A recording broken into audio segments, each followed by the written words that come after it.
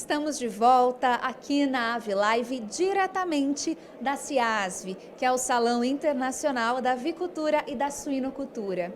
Agora, gente, falaremos sobre a produção avícola em Goiás. E para isso eu gostaria de apresentar a vocês o nosso grande convidado, que é o José Garrote, mais conhecido como Zé Garrote.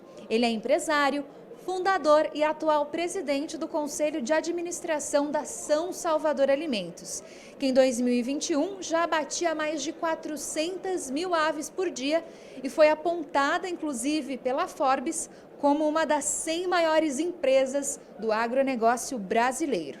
O Zé Garrote também é presidente do Conselho de Administração da Associação Pro Desenvolvimento Industrial do Estado de Goiás, entidade que congrega 80% de todo o PIB industrial do Estado, com receita de mais de 2 bilhões em 2021. A São Salvador Alimentos coloca sua marca em gôndolas de 75 países da África, América Central, Europa e Ásia. Seja muito bem-vindo, Zé Garrote. Agora sim, seja bem-vindo mais uma vez. Muito obrigado, Bia.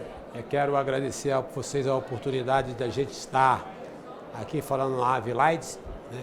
É um programa extremamente importante que leva o conhecimento, as informações necessárias para todos os produtores, né, dos setores, não só do setor de avicultura, mas suinoculturas ou do agronegócio de maneira geral. Quero parabenizar pela iniciativa e também agradecer a oportunidade, tá? Fico muito feliz de poder estar aqui com vocês. O prazer é nosso, Zé. E antes da gente começar, eu quero saber o que você está achando dessa feira grandiosa, né? Que retorna aí com tudo depois de 2 anos. Todos nós somos sabedores de que depois da Covid, né, as pessoas ficaram com vontade de sair, de ver, de se comunicar, de encontrar.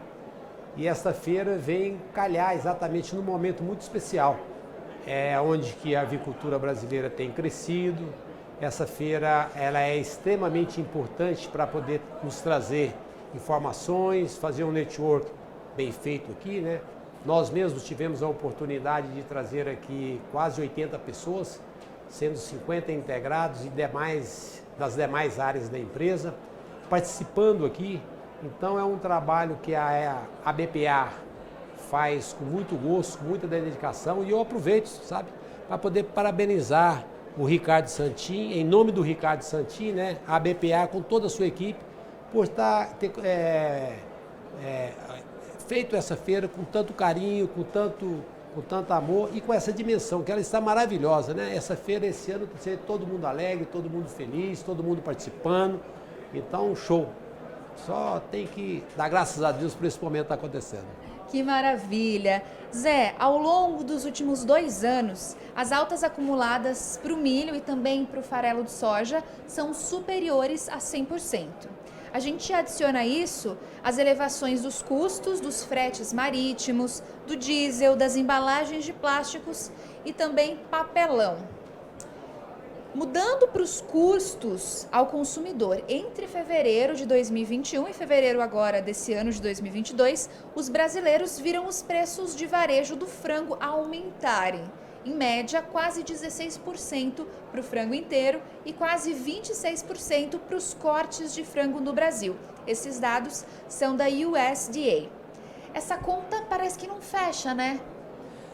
Na verdade é o seguinte, nós tivemos o fato Covid, que eu acabei de falar, depois logo em seguida a questão da guerra, que você coloca, e aí o mundo toma uma proporção diferente em todos os seus aspectos. As commodities explodem, consequentemente os custos de produção subiram bastante, e isso que aconteceu é fato.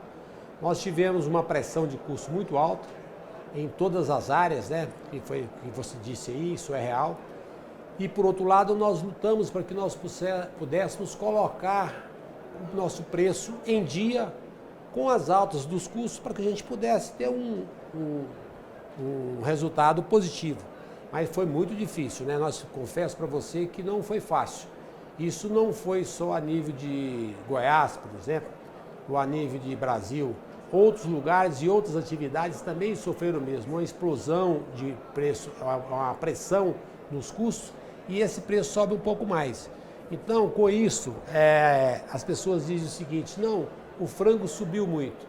Ou não é que o frango subiu muito, né? Realmente foram as pressões dos custos que obrigaram a fazer. Lembrando que quando o preço chega, quando o custo chega, o preço não chega de imediatamente. O custo chega, ele se apodera, fica ali por uns 2, 3, 4 meses, aí você devagar vai recompondo os seus preços para poder chegar numa situação. Então esse primeiro semestre foi um primeiro semestre difícil para toda atividade, né? Eu acho que o suíno passou por uma situação difícil, né? O frango teve uma explosão não, teve um crescimento na sua produção, mas por outro lado a pressão do custo associado com os preços de venda não foi lá essas coisas. E também o bovino, por outro lado, ele teve uma queda de consumo muito grande, o bovino também está caindo. Ou seja, a proteína de maneira geral, ela sofre, porque nós dependemos de ração. Quem depende de ração, depende de milho, depende de soja, vitamina, embalagem, entre outros, que foi dito por você. E aí é custo.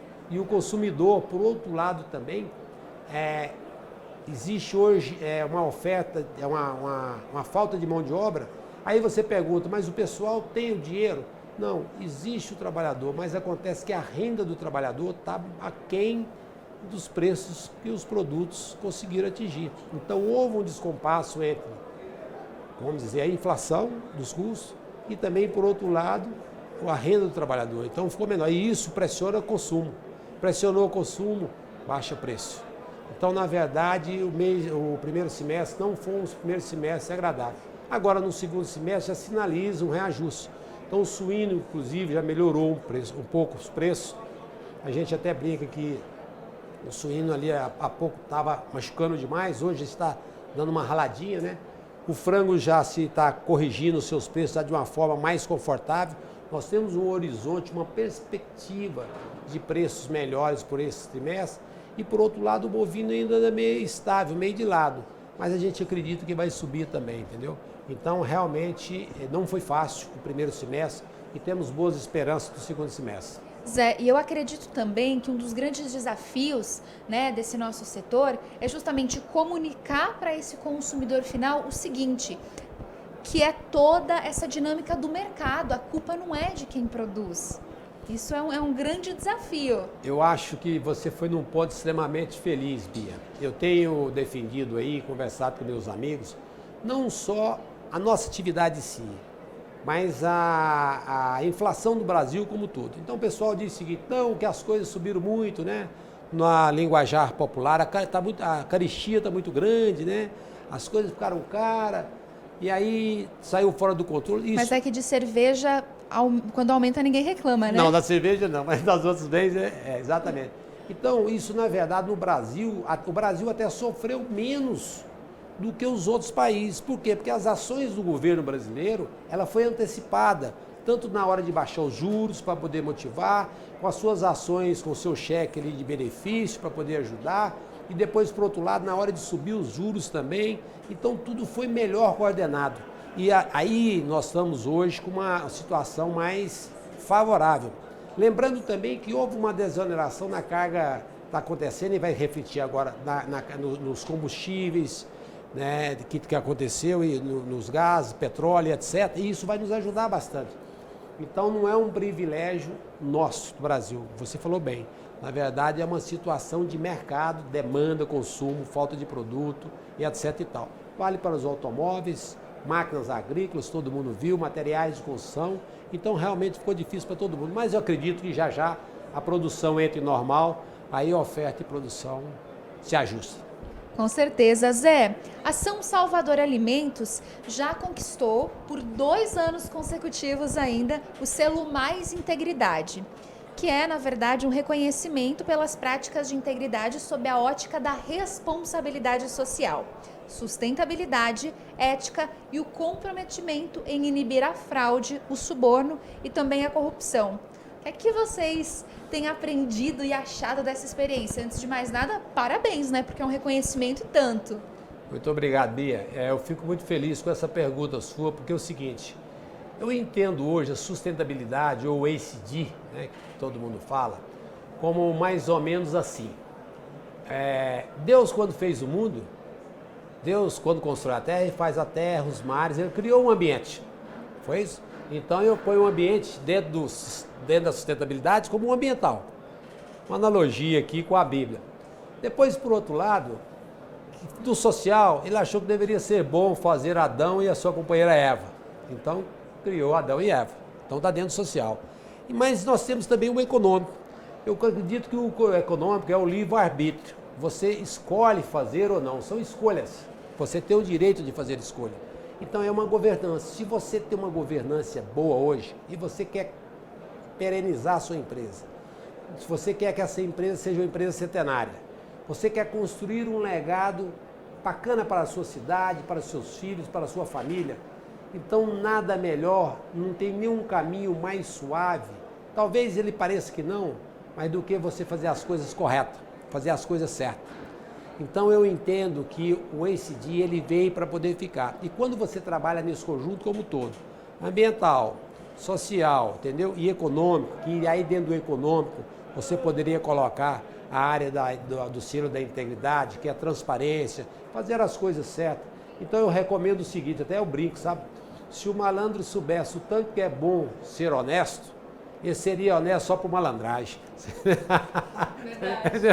Seria honesto, porque na verdade é o caminho mais certo. Então você procurar fazer as coisas com amor, procurar fazer as coisas com carinho, fazer as coisas com paixão. A partir daí, quando você faz as coisas dessa forma, o que acontece? Você faz mais, faz melhor e você é mais produtivo. Fazendo com paixão, com amor, eu faço melhor, eu faço mais, sou mais eficiente, sou mais produtivo. Consequentemente, eu vou ter um resultado positivo melhor. Então isso vem de uma soma de trabalho muito grande, de um punhado de ações que nos leva a ter o selo de integridade. Baseado no quê?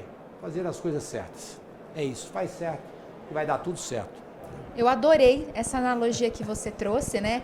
E no final das contas, quando a gente fala em sustentabilidade, é uma palavra que muita gente fala, ih, lá vem falar de sustentabilidade de novo.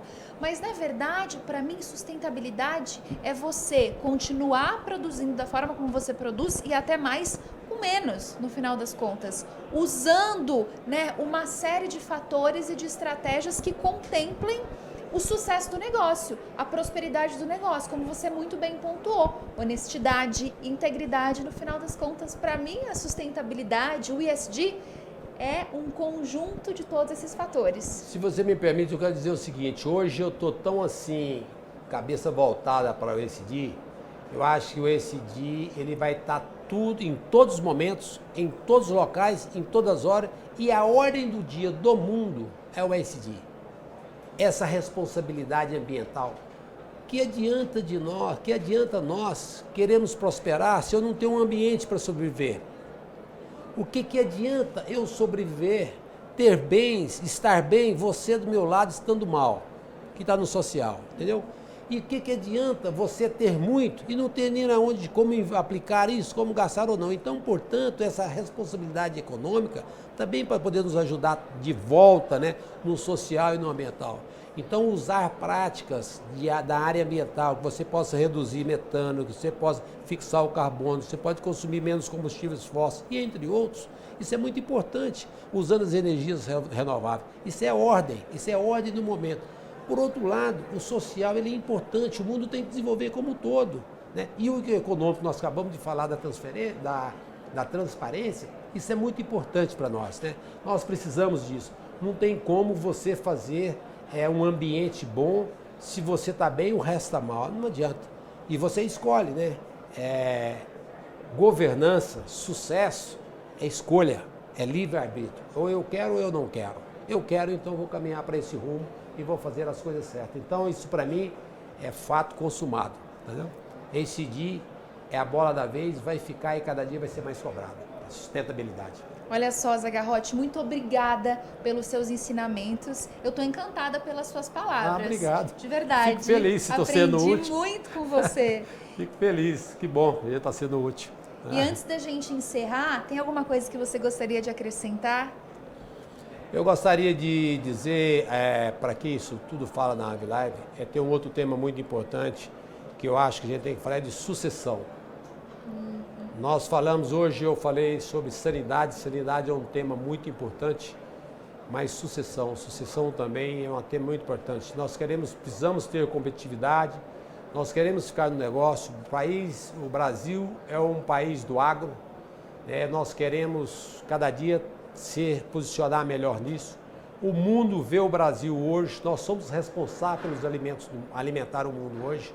E a gente observa muito bem que as pessoas, de maneira geral, os pais ou os filhos, às vezes muito estão querendo voltar para o campo. Então há uma preocupação, eu levo aos telespectadores, né, aqui a preocupação de se fazer uma reavaliação do seu em volta, da sua família, pensando como construir os seus sucessores, como construir a sucessão. Então isso a gente precisa de ter algumas coisas. Precisa de primeiro acreditar em Deus, fazer um desapego, entendeu? Acreditar na tecnologia, ou seja, nas ferramentas modernas que existem hoje, de ensinamentos, de tudo que você precisa de fazer, para que você possa fazer uma sucessão bem feita. Nós temos visto aí muitas famílias, às vezes quebra. A pessoa fala assim, a família quebrou, não, ou o dinheiro acabou. Não, o dinheiro não acaba, o dinheiro muda de mão. Então, se uma vez você tem uma sucessão, isso é um tema que eu acho que tem que ser levado em pauta. Eu até recomendo a vocês abrir temas de discussão. Óbvio que vocês devem estar fazendo isso, não só voltado para os temas técnicos, mas no tema de sucessão. Isso é muito importante para a gente poder perenizar e o Brasil continuar cada dia mais e melhor. E agradecer vocês, né? Agradecer o público pela paciência, né? Pela nos ouvindo aí. Parabéns, Bia, estamos aqui à disposição, quando precisarem. Muito obrigada. E assim, eu só quero te fazer uma última pergunta, na verdade, mas um comentário, né? Quando a gente pensa em tecnologia, nem sempre está ligado ao digital. Muito pelo contrário, quando a gente fala de sucessão familiar, a tecnologia, às vezes, ela é uma tecnologia que se aplica no caráter, no alicerce. Isso também faz parte, para que o negócio ele prospere cada vez mais. Quando a gente fala em tecnologia, a gente está falando de tecnologia de manejo, tudo isso passando de pai para filho, não necessariamente assim, mas implementando técnicas mais modernas de se fazer o mesmo negócio. Porque na verdade é o seguinte, quando eu digo tecnologia, por exemplo, eu não tinha há 10 anos, 15 anos atrás, eu não tinha uma preocupação com sucessão. E eu comecei a trabalhar em sucessão no ano de 2010. E hoje eu tenho um resultado positivo. Então, existem ferramentas, práticas, normas, regras, conhecimento de forma de como você aplicar isso corretamente, de que maneira que você tenha sucesso, entendeu? Então, precisa ser utilizado isso e passando de pai para filho, para que as coisas possam acontecer. Então, a tecnologia pode ser usada em várias das partes, inclusive na sucessão. Isso aí. Entendeu? Com certeza. Zé Garrote, mais uma vez, muito obrigada pela sua participação e saiba que aqui na AgroSéries você sempre estará em casa. Agradeço a AgroSéries e vocês pela oportunidade, viu? Sempre às ordens. Muito obrigado, sucesso aí. Bom trabalho para vocês.